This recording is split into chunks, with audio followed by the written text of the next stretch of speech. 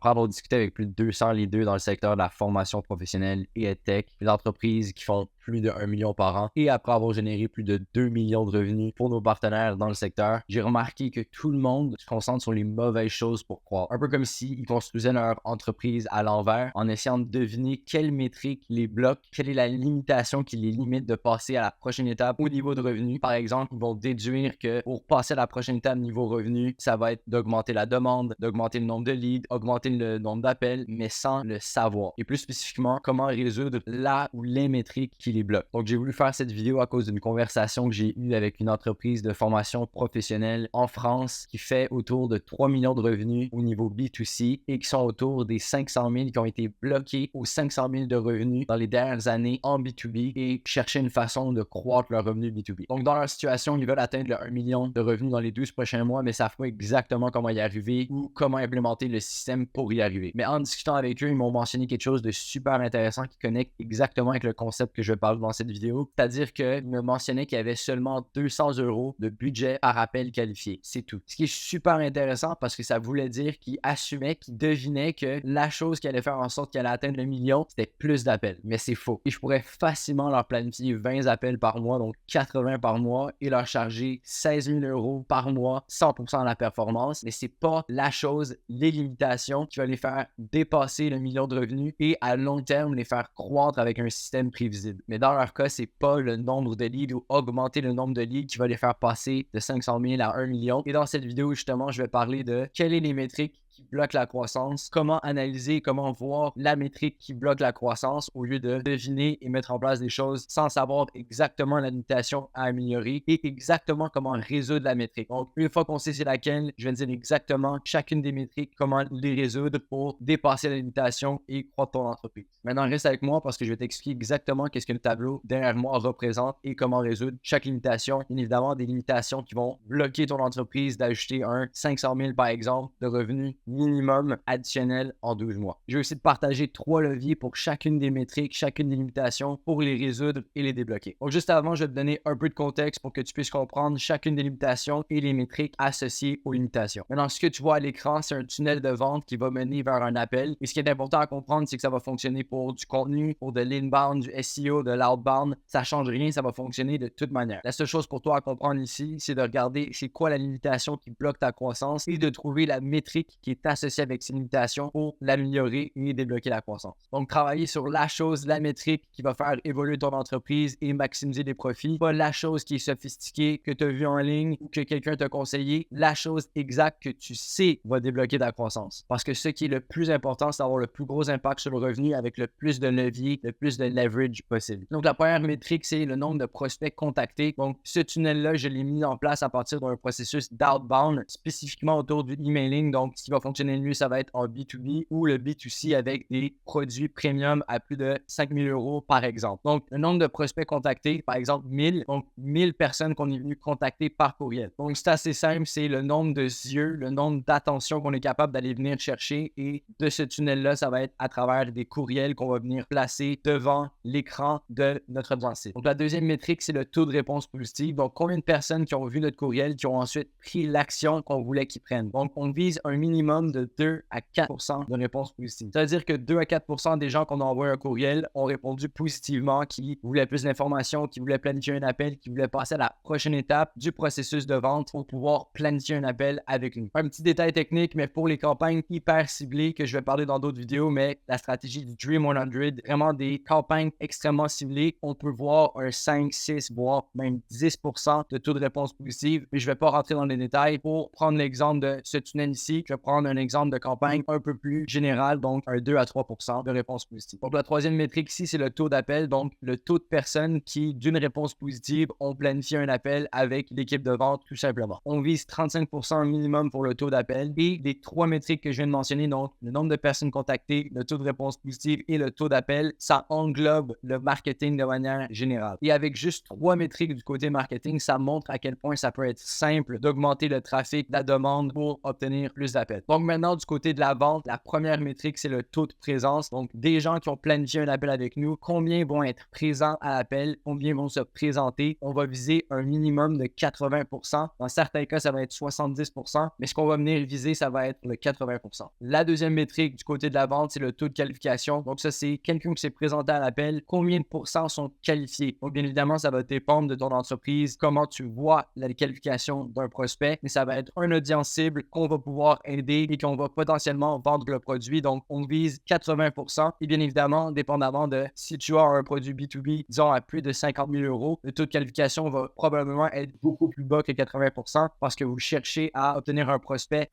très spécifique. Donc, de moyenne, on cherche à viser le 80% en termes de taux de qualification. La troisième métrique, le taux de transition. Donc, le nombre de personnes qui sont passées du premier appel, donc un appel de découverte, à un appel qu'on va être plutôt vers la vente ou la proposition, donc une présentation de l'offre. Parce que normalement, dans un processus de vente B2B et même la majorité des processus de vente B2C qui ont un produit à plus de, disons, 5 000 € vont pas clôturer la vente en un seul appel et on n'a pas besoin de le faire. Parce que personnellement, je ne crois pas à la vente à haute pression, de pousser quelqu'un à acheter directement en un seul appel. C'est important de vraiment voir avec un premier appel de découverte, voir encore une fois si la personne est qualifiée, de voir si on peut l'aider et le genre de solution qu'on pourra pouvoir apporter à la personne, personnaliser des solutions au genre d'objectifs, de douleur, etc. Je vais pouvoir en parler un peu plus après. Donc, comme on a un deuxième appel, voire même un troisième appel dans certains scénarios, on va vouloir garder le tracking, on va vouloir mesurer le nombre de personnes qui sont passées du premier au deuxième appel, deuxième au troisième appel. Et donc, cette métrique, c'est celle qu'on va utiliser, le taux de transition de l'appel numéro 1 à l'appel de numéro 2. On va viser un 50%, donc qui sont passés de l'appel de découverte à l'appel de proposition. Donc, sur ce processus, j'ai mis 2 appels. Évidemment, en B2B, il va y avoir 3, 4, voire même 5 appels, dépendamment de la taille des contrats et des deals, de la négociation, etc. Mais dans ce processus, j'ai mis un exemple de 2 appels. Ensuite, la dernière métrique, le taux de clôture. Donc, on vise 30% des gens qui se sont présentés au premier appel, qui se sont qualifiés, qui sont ensuite transitionnés au dernier appel. Donc, 30% qu'on a clôturé en vente. Maintenant, ce qu'on a besoin de faire à partir de ce processus-là et des métriques, c'est de trouver là ou les métriques qu'on peut doubler. Très important, doubler. Donc, toutes les métriques, on va pouvoir les améliorer, les optimiser. Mais ce qu'on veut vraiment pour avoir le plus de levier et avoir une croissance exponentielle, c'est de regarder quelles métriques dans ton processus, dans ton entreprise, est-ce que tu peux doubler, voire même tripler. On veut se concentrer sur la métrique qui va donner le plus de croissance à ton entreprise.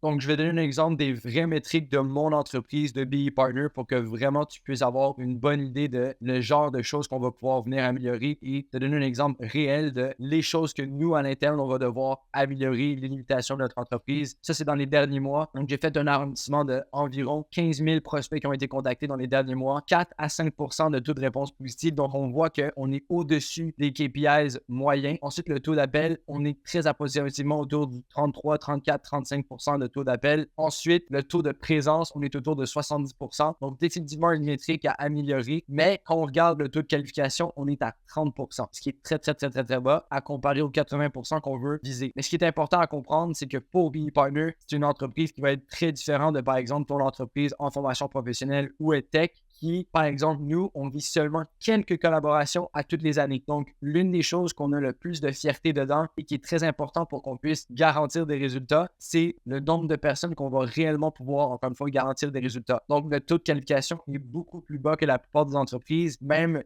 souvent, il va être plutôt autour de 20 à 30%. Je vais mettre ici, donc 20 à 30% des gens qu'on va discuter avec vont être qualifiés. Donc, qualifiés de manière générale. Ensuite, le deuxième appel, donc le taux de transition, on est à 65%. Donc, on est encore une fois au-dessus de la moyenne qu'on voudrait viser. Et le taux de clôture, on est à 12%, donc la moitié de ce qu'on devrait viser. Donc, quand on regarde ce processus complet-là, voici ce qui est important à comprendre. Le simple fait de doubler notre taux de qualification, disons, donc tous les gens avec lesquels on discute de, disons, 25 à 50%, donc de le doubler, fait en sorte qu'on doublerait le processus complet. Maintenant, juste avant de passer à ça, il faut comprendre quelque chose d'important. Je vais donner un exemple ici. Donc, admettons qu'on était à 15% de taux d'appel. Il faut comprendre que quand on regarde ce processus-là, on veut toujours améliorer, optimiser les métriques qui sont les plus à gauche avant d'améliorer ceux qui sont le plus à droite. Pourquoi? Parce qu'on a plus de levier en améliorant, en optimisant les métriques qui sont le plus à gauche. gauche. Il y a directement le plus de, encore une fois, de levier de proportion sur les résultats que d'améliorer ceux le plus à droite. Par exemple, le fait d'améliorer directement le nombre de taux de réponse positive, c'est très rapide à changer. Le retour pour l'améliorer va être beaucoup plus rapide, tandis que tout ce qui est le plus à droite va avoir plus d'implications, va être plus long et le retour justement sur les optimisations que tu vas avoir faites dans le processus va être beaucoup plus lent. Par exemple, améliorer le taux de clôture qu'on voit, le 12%, il va avoir énormément de choses à tester et ça va être relativement long avant qu'on puisse réellement tester le taux de clôture, de voir s'il s'est amélioré ou non. Donc, par exemple, le taux de clôture, il va falloir améliorer les scripts, on va devoir améliorer l'appel de découverte, on va devoir revoir tous les appels pour voir qu'est-ce qui a changé, qu'est-ce qu'on peut améliorer. Numéro 4, on va devoir augmenter le nombre de preuves dans le processus. Tout ça pour dire que le taux de clôture, c'est quelque chose de très long et qui va prendre du temps avant de voir un retour, tandis que qu'est-ce qui est sur la gauche, donc le nombre, par exemple, le nombre de prospects contactés, passer de 15 000 à 20 000 va immédiatement avoir un impact sur les revenus et le nombre de deals planifiés à la fin du processus. Donc, pour résumer, le plus à gauche du système, du processus, le plus rapide le retour vont être et le plus d'impact sur l'entreprise, le plus de levier. Donc, pour un dernier petit exemple, dans les métriques qu'on a juste ici de notre entreprise, par exemple, le fait d'améliorer, disons que je mettrais 100% de mon attention à augmenter le taux d'appel. Donc, on est déjà dans la moyenne, on est autour des 35%. Si je passe 20 heures par semaine à essayer d'augmenter le taux d'appel, je vais peut-être pouvoir le passer de 35 à, disons, 45%. Ce serait énorme. Je viendrais le pousser, je viendrais pousser les limites dans le processus, je dépasserais les métriques actuelles et je mettrais énormément d'efforts. Mais le retour, donc l'impact, j'augmenterais seulement de 10-15% des revenus et des résultats du processus complet. Mais par contre, et c'est là le principe de la limitation, c'est que passer mon taux de qualification de 25 à 50% va être beaucoup plus facile que, encore une fois, de faire passer mon taux d'appel de 35 à 70%, donc de le doubler. Et c'est là que le fait d'avoir une entreprise et de vraiment réellement comprendre quelles sont les métriques et quoi améliorer va faire en sorte que vos efforts vont être doublés et les résultats vont être exponentiels. Je viens de mettre en place les métriques pour la compagnie dont je te mentionnais au début de la vidéo, c'est-à-dire qui pensaient savoir qu'est-ce qu'ils devaient améliorer pour atteindre le million de revenus, mais je vais vous montrer exactement qu'est-ce qu'il y a à changer. Donc, par exemple, leur premier point, c'est qu'ils envoient seulement environ 1000 à 2000 courriels au grand maximum. Ils ont 2 personnes à temps partiel qui envoient ces courriels-là. Je vais revenir sur ça. Deuxième chose, ils ont 1 à 3% de taux de réponse positive, qui n'est pas mauvais, mais qui n'est pas excellent. Et ils ont un taux d'appel à 30%. Maintenant, la seule chose dont ils se concentrent dessus, c'est le nombre d'appels planifiés dont on avait parlé au début de la vidéo. Et ils se concentrent 100% de leur effort sur le taux de réponse positive et le taux d'appel. Garde ça en tête, je vais passer aux autres métriques. Autre chose, ils ont 80% de taux de présence, 40% de taux de qualification qui pourrait facilement doubler et le taux de transition à 30% qui pourrait facilement presque doubler également. Et c'est ça, et le taux de clôture à 15% aussi, qui est définitivement quelque chose à améliorer dans leur scénario qui vendent des produits à entre 5 et 27 000 euros, qui est définitivement quelque chose à améliorer. Donc, quand on regarde le processus maintenant, le fait qu'ils se concentrent 100% de leur énergie sur ces deux métriques-là, on voit que ça ne sert à rien. Le simple fait de passer de 1000 à 10 000 courriels dans leur marché qui est énorme, fait en sorte que leur processus complet fait x10. Ça, c'est la première chose. Le nombre de personnes qu'on contacte, faire un x10 en implémentant un système d'acquisition constant au niveau B2B changerait toute la donne. Deuxième chose, leur taux de qualification, d'identifier la bonne cible, d'identifier exactement c'est quoi les clients qui ont pu aider dans le passé, qui ont obtenu les meilleurs résultats et les clients qui sont prêts à payer le plus pour leur service. Donc, le taux de qualification de le faire passer de 40 à 80%. La troisième métrique, le taux de transition. Donc, ils réussissent à avoir des appels, mais comme leur équipe commerciale n'est pas entraînée et ne connaissent pas le processus de vente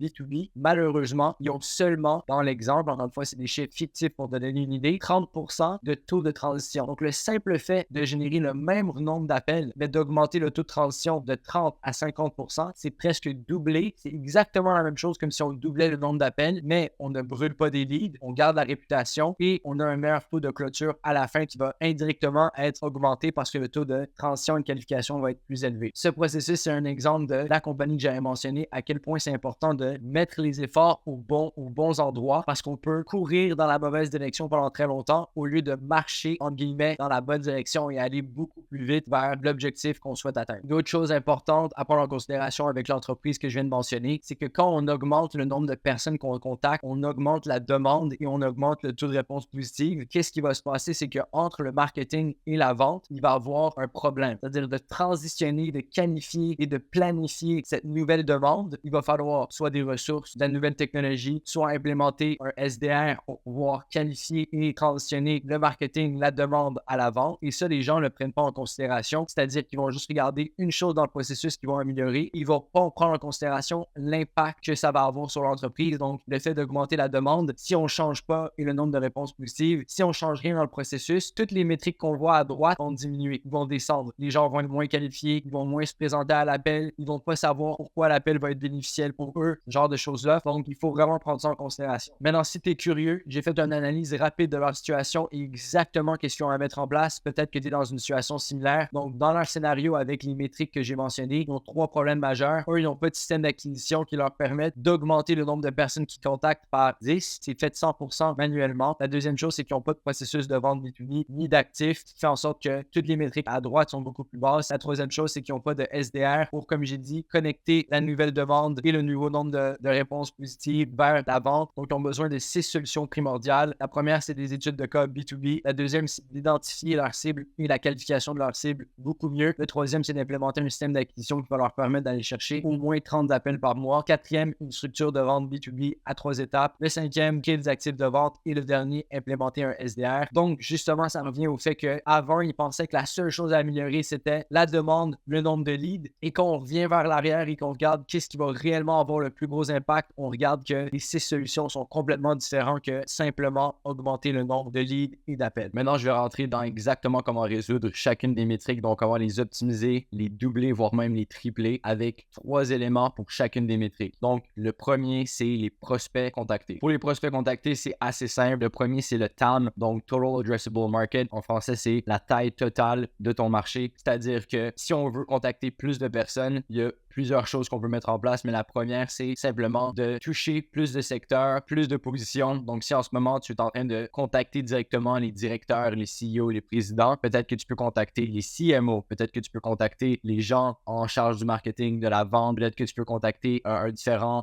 titre dans l'entreprise, peut-être que tu peux contacter une entreprise d'une différente taille dans un autre pays. Il y a plusieurs choses que tu peux mettre en place pour aller chercher des compagnies dans différents secteurs. Le deuxième, c'est simplement le système d'acquisition que tu as en place. Donc, ça va souvent aller vers les domaines et le nombre de courriels que tu as, donc de comptes courriels, ce qui va te permettre d'envoyer plus d'emails, d'envoyer plus de contacts. Ça, c'est un gros système. Le deuxième, ça va faire partie de la technologie. Donc, est-ce que tu as les meilleurs outils? Est-ce que tu as des outils qui vont te permettre d'aller chercher plus de volume? Je ne vais pas rentrer dans les détails, mais le deuxième, c'est le système. Le troisième, c'est le suivi automatique et le recyclage. Donc, le suivi automatique, c'est simplement qu'on peut contacter dans une même campagne une personne qui n'a pas répondu à notre outbound plusieurs fois au fil des jours, au fil des semaines. Donc, ça, c'est le numéro 1. Et le numéro 2, c'est ce que j'appelle le recyclage. Donc, disons qu'on a fait une campagne avec 5000 prospects il y a 2 ou 3 mois. Peut-être qu'on peut leur renvoyer un courriel ou un message LinkedIn avec une différente approche, un angle différent et obtenir des réponses de cette manière-là. Donc, ça nous permet un peu d'augmenter le nombre de personnes qu'on va pouvoir rentrer en contact avec parce que le fait d'avoir un TAM, disons, de 10 000, donc un marché total de 10 000 qui est assez petit, on peut quand même les recontacter ou avoir un suivi qui est très solide et très efficace. Pour la métrique numéro 2, c'est le taux de réponse positive. Donc, la chose qui fait la plus grosse différence en termes de résultats et aussi au nombre d'appels planifiés. Donc, pour le numéro 3, c'est la campagne et l'approche. Donc, le point numéro 1, ça va être l'angle. Quelque chose qu'on veut tester à chaque 72 heures minimum. Ça veut dire une douleur ou un désir. À partir de toutes les douleurs, tous les désirs que ton audience, que tes prospects vont avoir, on peut créer une infinité de campagnes. C'est-à-dire une manière de décrire la douleur, une façon de l'approcher, une manière de résoudre la douleur ou d'arriver à l'objectif, au désir. Donc, à partir d'une liste de douleurs et d'une liste de désirs, on a vraiment une infinité de campagnes. Il faut juste être créatif. Et ça, c'est les angles qu'on va pouvoir justement tester pour obtenir un meilleur taux de réponse positive. Pour le deuxième point, c'est des tests d'éléments, donc un peu plus traditionnels. Donc, quand je parle de tests, on va en faire plus que 10 par semaine. Donc, les angles à chaque 3 jours. Et les tests des éléments, on va en faire un minimum de 10 par semaine. Donc, ça va faire partie de l'objet. Donc, la première chose que les gens vont voir, que tes prospects vont voir avant d'ouvrir ton courriel, l'intro. Donc, la première ligne ou les 2 premières lignes de ton courriel, le PS. Donc, la plupart des gens ne se rendent pas compte de ça, mais les gens vont tout de suite lire le PS dans la plupart des cas, même avant de lire l'introduction. Donc, le PS, ça peut être quelque chose qui va faire une énorme différence au nombre de taux de réponse positives. Les mots-clés, donc quand je parle de mots-clés, ça peut être un certain mot qu'on va utiliser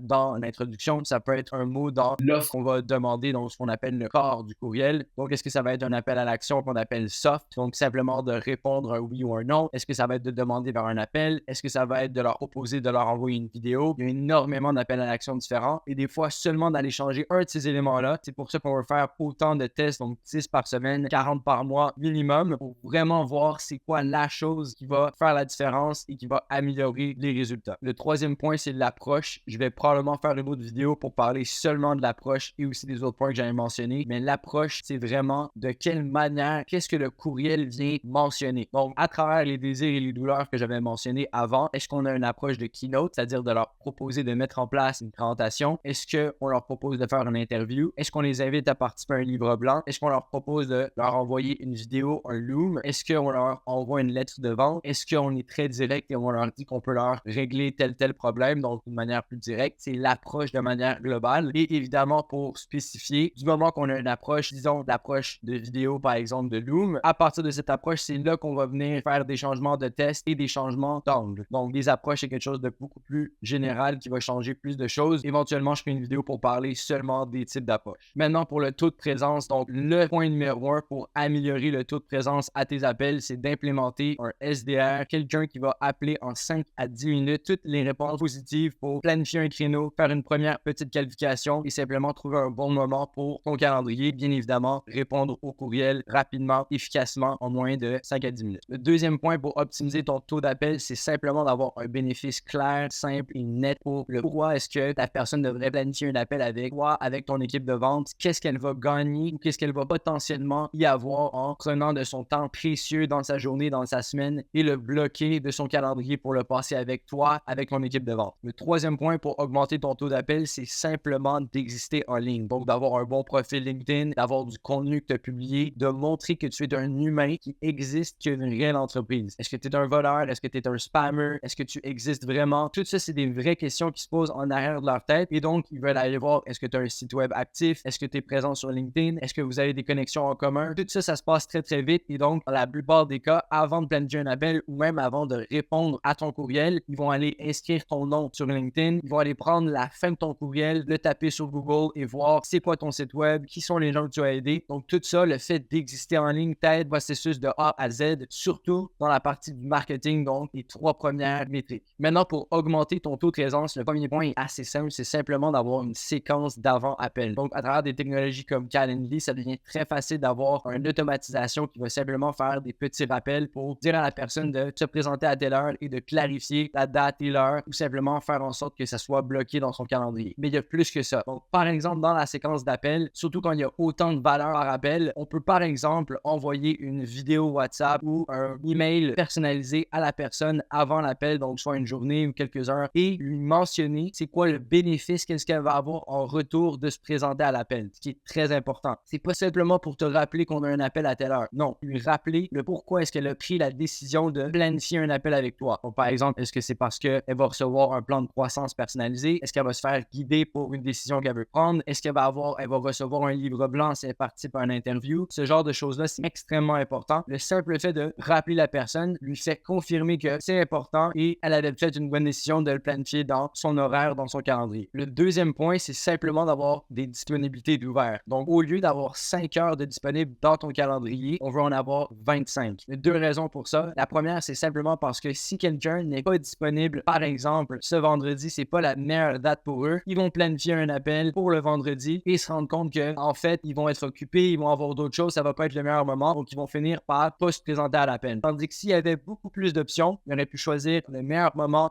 que leur calendrier est beaucoup plus ouvert ou qu'ils vont avoir le plus de chances de se présenter à l'appel. Le deuxième point, c'est simplement qu'un appel qui est planifié dans 3 semaines a beaucoup moins de chances de se présenter à l'appel qu'un appel qui a été planifié pour le lendemain. Pourquoi? Simplement parce que dans 3 semaines, on va avoir oublié pourquoi on avait planifié l'appel, il va y avoir des choses qui vont se glisser dans le calendrier, tandis que si c'est pour le lendemain ou en l'espace de 48 heures, il y a beaucoup moins de chances que la personne va avoir oublié et il va avoir beaucoup moins de chances que quelque chose se glisse dans son calendrier et donc le taux de présence augmente. Le troisième point, c'est simplement de prendre le téléphone, d'appeler la personne, de vraiment prendre 25 secondes pour lui dire le moment, lui rappeler et confirmer que la personne qui va pouvoir être disponible et bien évidemment lui mentionner discrètement ou indirectement le but de l'appel, qu'est-ce qu'elle va recevoir. Donc, j'ai hâte de présenter le plan de croissance que vous puissiez ajouter, X de revenus. J'ai hâte de t'envoyer le livre blanc après notre appel pour que tu puisses bénéficier de X, Y, Z. Peu importe c'est quoi, là, encore une fois, la raison de pourquoi ils ont planifié l'appel. On veut leur rappeler en appel directement, si c'est possible, si la personne va répondre, pour pouvoir justement augmenter les chances que la personne se présente à l'appel. Ensuite, pour le taux de qualification, donc on vise 80%. Si jamais il n'est pas à 80% ou simplement qu'on veut l'améliorer, il y a 3 points. Donc, le premier, c'est la qualification par le SDR. On va faire une première qualification rapide, donc sans rentrer dans les détails, sans poser beaucoup de questions, sans avoir une réelle compréhension de l'entreprise ou du salarié. C'est simplement en regardant le nombre d'employés, le rôle de la personne et le secteur. Il va y avoir d'autres petites choses aussi qui vont être dépendants et spécifiques à ton offre. Mais par exemple, on vise des compagnies qui ont un minimum de 10 employés, ils ont plus d'1 million de revenus dans le secteur de l'éducation, de la formation professionnelle et EdTech. Si la compagnie ou si jamais la personne avec qui on a planifié l'appel ne rentre pas dans ces 3 choses-là, on peut directement ne pas planifier l'appel avec elle en premier lieu ou simplement annuler l'appel, donc ne pas perdre le temps du commercial dans son calendrier qu'on va pouvoir donner à quelqu'un d'autre. Le deuxième point, c'est utiliser des prospects qualifiés pour le scraping, donc l'obtention de leads. Qu'est-ce que je veux dire par ça? C'est simplement, on regarde quelles sont les compagnies qui ont eu le plus de succès avec, qui étaient le plus qualifiées. On veut regarder sur plusieurs bases de données, sur quelles sont les choses qui sont communes entre les leads qui ont eu la meilleure qualification, et on veut les utiliser pour quand on va venir obtenir des nouveaux leads, des nouveaux prospects, pour remettre au début du pipeline, donc dans les prospects qualifiés. Comment est-ce qu'on peut utiliser la data, les données qu'on a déjà récoltées sur les compagnies les plus qualifiées en utilisant des outils comme Clay, Ocean, Apollo, tous ces genres de bases de données qu'on va pouvoir remettre les mots-clés, le type de compagnie, la qualification et faire en sorte que nos prochains leads aient une meilleure qualification intrinsèque. Le troisième point, c'est très, très simple. C'est simplement une précision de la cible de l'audience par rapport au feedback produit. Donc, si vous voyez que vous avez un type de client qui performe beaucoup plus que les autres, qui donne des meilleurs résultats, vous pouvez charger plus, le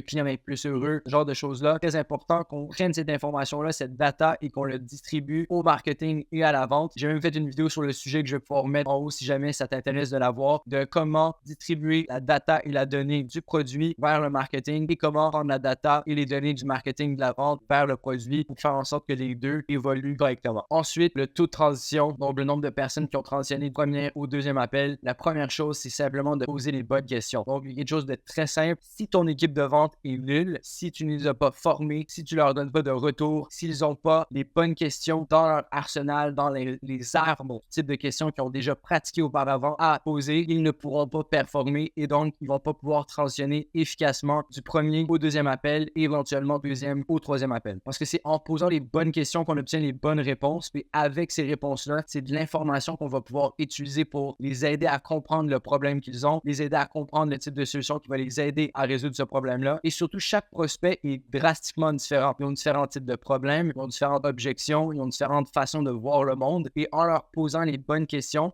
ont réussi à obtenir les informations qu'il faut pour justement se mettre de leur côté, comprendre leur situation et encore une fois, et les guider à prendre la meilleure décision possible pour eux. Parce que comment est-ce que tu peux closer quelqu'un, comment est-ce que tu peux lui faire acheter en ne connaissant rien de sa situation? C'est absolument impossible. Et c'est la même raison pourquoi closer, faire une vente en un appel, c'est pas du tout efficace et c'est même contre-intuitif parce que tu n'aides pas la personne, tu lui donnes une solution que tu n'es pas certain et que la personne elle-même ne pourra pas être certaine dans la décision d'achat du produit parce qu'elle n'a pas le contexte, elle ne peut pas comprendre le pourquoi du comment, les autres alternatives, etc., etc. Le deuxième point, c'est planifier un deuxième appel. Donc, j'ai vu énormément de commerciaux faire cette erreur de, au premier appel, ils n'ont pas la structure pour vraiment savoir exactement comment transitionner du premier appel à un deuxième appel et la plupart vont dire, envoie-moi un courriel si c'est pertinent ou laisse-moi savoir quand tu vas être prêt à passer à la prochaine étape. C'est la pire chose. C'est la raison pourquoi les cycles de vente sont aussi longs. Mais quand on a une structure et on est prêt, les commerciaux ont été entraînés, formés pour poser au bon moment, de la bonne façon. Ils l'ont déjà répété des centaines de fois sur exactement comment les planifier à un deuxième appel. Ça va faire toute la différence. Et encore une fois, dans un processus avec 2-3 appels, ça rend la chose encore plus importante. Mais il y a un point à garder en tête, c'est qu'il doit toujours avoir une prochaine étape. Donc, OK, on est en appel. Maintenant, c'est quoi la prochaine chose? On va avoir un prochain appel. À partir de là, est-ce que ça va être un contrat? À partir de là, est-ce que ça va être le premier paiement? Il doit toujours avoir un rythme de la prochaine chose qui va arriver, la prochaine chose de planifier. Et un conseil conseil bonus, c'est dans l'appel de planifier le moment. Donc, pas de dire je t'envoie l'invitation ou je t'envoie un créneau. Non, à la fin de l'appel, c'est de dire OK, super, pour l'appel qu'on va planifier ensemble la semaine prochaine, est-ce que mercredi à 14h ça fonctionne pour toi? Mercredi 14h ça fonctionne, génial, je t'envoie l'invitation. Est-ce que tu peux juste vérifier que tu l'as bien reçu? La personne dit oui, super, ça a été planifié, ça a été bloqué dans le créneau. Et là, on peut terminer l'appel, pas avant. Le troisième point pour augmenter le taux de transition, c'est la valeur. Donc, c'est très général. Mais le point, c'est que dans le premier appel, on a eu de l'information. On a obtenu énormément d'informations pour comprendre encore une fois les douleurs, qu'est-ce que la personne avait comme objection, le genre de choses qui se passaient dans sa tête pour prendre la décision pour atteindre son objectif ou résoudre son problème. Toutes ces choses-là, c'est des choses qu'on va pouvoir utiliser comme des munitions. Et ces munitions-là, on va pouvoir les utiliser pour leur envoyer des ressources, par exemple des vidéos YouTube, un livre blanc, des lead magnets, des ressources spécifiques, des documents qui vont résoudre certains de leurs problèmes ou certaines de leurs objections. On augmente la relation de confiance qu'on a avec eux parce qu'on leur résout leurs problèmes, on les aide dans leur processus. Donc, la valeur avant et après l'appel, c'est super important. Il doit avoir une structure et une organisation, surtout dans les processus de vente qui vont être un peu plus longs, d'envoyer des ressources au bon moment, de la bonne manière, personnalisée à l'information dont ils vous ont mentionné. Ensuite, la dernière métrique dans le processus, c'est le taux de clôture. Donc, bien évidemment, la chose la plus importante qui va faire en sorte que le taux de clôture est le plus élevé, c'est la formation de l'équipe de vente. Donc, quand je dis la formation, c'est vraiment de s'assurer de plusieurs choses. La première, est-ce qu'ils ont les armes à disponibilité de pouvoir les utiliser? Donc, les bonnes questions, les bonnes ressources. Est-ce qu'on leur donne du feedback? Donc, après les appels qui ont fonctionné ou pas fonctionné, est-ce qu'on leur donne un retour à toutes les semaines? Il y a aussi un énorme point, c'est de leur donner de la conviction. Donc, est-ce qu'on leur donne des preuves que les clients ont des bons résultats? Ça va faire en sorte qu'ils vont se battre, entre guillemets, plus longtemps. Ils vont aider la personne en face de eux beaucoup plus fort et avec plus de conviction si justement ils voient la preuve des résultats clients. Tout ce genre de choses-là, mais en guillemets, la compétence et la formation de l'équipe de vente, c'est la chose qui va faire le plus de différence. Maintenant, je pourrais faire une vidéo complète sur l'appel de découverte, l'appel du milieu, comment frame l'appel, toutes ces choses-là, je vais pouvoir faire une autre vidéo, mais je vais parler en premier des 3 points pour améliorer le taux de clôture qui ne concerne pas la formation ou les compétences de l'équipe de vente. Donc, le point majeur numéro 1 qui ne concerne pas les commerciaux et leurs compétences, c'est l'offre. Parce que si les gens n'achètent pas, parce que l'offre ne leur donne pas assez de valeur ou la perception de la valeur de l'offre, parce que l'offre, c'est simplement le ruban, c'est la présentation de l'offre. Donc, c'est la perception de la valeur qu'ils vont recevoir et pas à la hauteur du prix. Donc, ils pensent que le problème ou l'objectif n'est pas assez grand pour le résoudre ou pour atteindre l'objectif, pour payer ton entreprise, le prix de l'offre, entre guillemets. Et le but, c'est de créer une offre tellement unique qu'il n'y a pas d'autre choix dans le marché pour atteindre leur objectif ou résoudre leurs problèmes. Et le principe d'avoir une offre incroyable, c'est que si tu es le meilleur et l'unique choix sur le marché pour eux, ils vont être d'une certaine façon obligés, poussés à payer un prix plus élevé parce qu'il n'y a pas d'autre solution dans le marché qui offre une solution aussi complète ou qui résout aussi bien leurs problèmes. L'objectif numéro 2, c'est d'avoir une offre tellement complète, tellement incroyable pour le prospect que la demande augmente énormément à travers cette offre-là et que la seule chose qui reste pour avoir le plus de conversion possible, c'est la preuve. Donc, la preuve que cette offre fonctionne réellement. Donc, qu'est-ce qui fait en sorte que je peux croire qu'en payant cette offre, en échangeant de l'argent pour recevoir cette offre, je vais avoir la certitude que je vais recevoir justement les bénéfices promis de cette offre? Le deuxième élément pour augmenter le taux de clôture, c'est la preuve. S'il n'y a pas d'études de cas qui montrent une transformation très claire dans le processus de vente, par exemple pour nos partenaires, on va venir trouver quels sont les clients, on veut mettre en place des études de cas pour eux, on va filmer l'interaction, donc une espèce d'interview, ça peut être entre 10 à 35 minutes par exemple. Le but, c'est vraiment de montrer quels ont été les résultats, quelle a été la transformation de travailler avec vous, mais surtout de prouver que l'offre que vous proposez aux autres clients, à vos autres prospects, fonctionne. On montre que l'offre a fonctionné, est stable et que, encore une fois, il y a de la preuve derrière. Pas seulement pour l'utiliser dans le processus de marketing et aussi dans le processus de vente, mais aussi pour montrer à l'équipe de vente qu'à toutes les semaines, il y a des nouveaux études de cas, il y a des nouveaux témoignages vidéo et ça montre à l'équipe de vente que le produit fonctionne. Et on sait que dans les éléments les plus importants pour l'équipe de vente, c'est la conviction. C'est de savoir au fond d'eux que le produit fonctionne. Et souvent, c'est difficile pour un fondateur de vraiment transmettre cette émotion, cette conviction-là à l'équipe de vente. Et la meilleure façon de le faire, c'est simplement que l'équipe de vente regarde et voit les résultats clients, à quel point le produit change des entreprises, change des personnes et crée une réelle différence. Donc, encore une fois, les études de cas, on parle pas seulement d'avis, on parle pas de 5 étoiles, on parle pas d'une petite phrase d'un client, on parle de réellement une vraie vidéo complète qui va montrer, qui va poser les bonnes questions, qui va montrer une transformation et qui va encore une fois prouver que l'offre fonctionne pour le marketing, la vente et l'équipe de vente. Le troisième et dernier levier, élément pour augmenter le taux de clôture, c'est le prix. prix, mais attention, c'est vraiment la dernière chose qu'on veut regarder dans le processus. Il y a 1000 choses qu'on veut faire avant, qu'on veut optimiser avant de penser au prix. La raison pour ça, c'est parce que quand on regarde le prix, on va souvent regarder le prix en voulant le diminuer. Parce qu'on dit, le taux de clôture, on a tout fait pour pouvoir le monter au maximum. Maintenant, ça veut peut-être dire que le prix, on va vouloir le descendre. Donc, je mets une flèche ici pour montrer que quand on diminue le prix, le plus gros problème qui affecte une entreprise et qui est super important, c'est le profit. Donc, je l'écris extrêmement lentement. Je vais finir par l'avoir. Wow, c'est très bien écrit. Donc, le profit, il diminue instantanément. Ça fait en sorte qu'on a moins de budget pour réinvestir dans le coût d'acquisition.